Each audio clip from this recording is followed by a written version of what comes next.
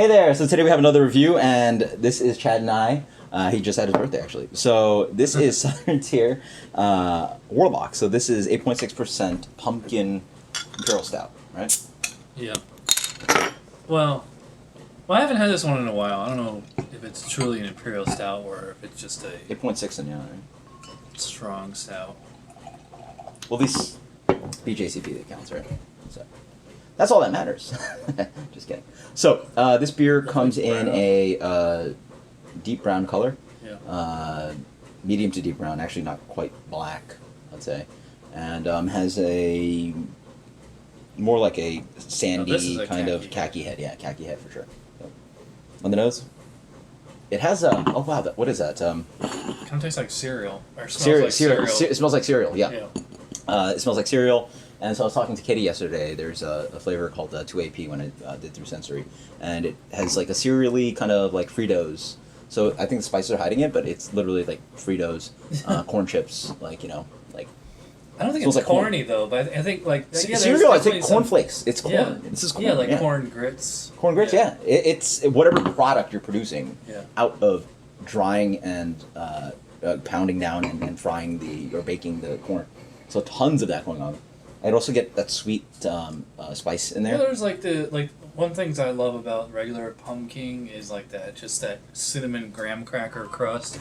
Yeah, there's a tiny little bit of that here. But it's dominated by like for a stout though. Like, are you getting like any roasty or coffee or anything? I'm getting I'm almost getting like what's the alcohol? Cornmeal. I'm getting 8.6 cornbread. It's like spiced cornbread. Yeah, I'll take that. Yeah, spiced cornbread. Not quite like a pie. It doesn't really smell pumpkin-y. I mean, just a little bit of cinnamon or nutmeg. Yeah. It doesn't smell especially sweet either, and it doesn't smell like a stout either. Nah, remotely. Cheers. Cheers. Decently warmed up. The beer's a little boozy.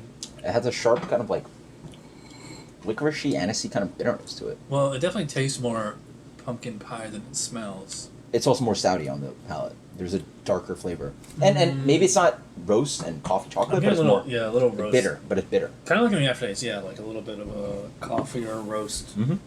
Maybe even maybe not burnt, but yeah. There's a lot of that kind of like fusel kind of thing on the back end, and then also getting a licoricey kind of thing. Yeah, so this is like loaded with like some either offer specific flavors. It's out of balance with a lot of flavors. Yeah. You get that really weird kind of like corn chip kind of flavor on the nose. You get that fusel kind of alcohol on the back end. The beer is actually a little bit thin for 8%, 8.6%. Yeah, it's slightly thicker than the last beer we did, and I think they're the same ABV. That was 8.5. But that beer sat in barrels, 6. which you understand extracting the alcohol of the barrel would make it thinner. This has no reason to be so thin and be so fusel. Yeah, it's clearly got this like little bit of nail polish kind of thing going on, but like it's alcohol. Not. Yeah, like I agree, but it's not like super distracting, unless you're a lightweight, Yeah, I find it noticeable. It's funny because I remember back in like 2009 when I first had pumpkin, it just blew my mind. And then Southern Tier started doing now they have all these pumpkin spin-offs. I think this was the first one. Yeah, and even back then, probably 2011, 2012 when it first came out, it didn't really blow my mind. I just remember it being like, okay, this is pumpkin with like some dark malt thrown in, and all these years later, I'm kind of still finding it's the same. I like to me if we were drinking this blind, to me this is not a stout. This is like a pumpkin ale, American strong ale without the hops, or maybe a brown ale. Sure, Imperial brown ale or something like that. What's your final impressions rating on this one? It's okay. I mean, it's about as good as the last beer we did.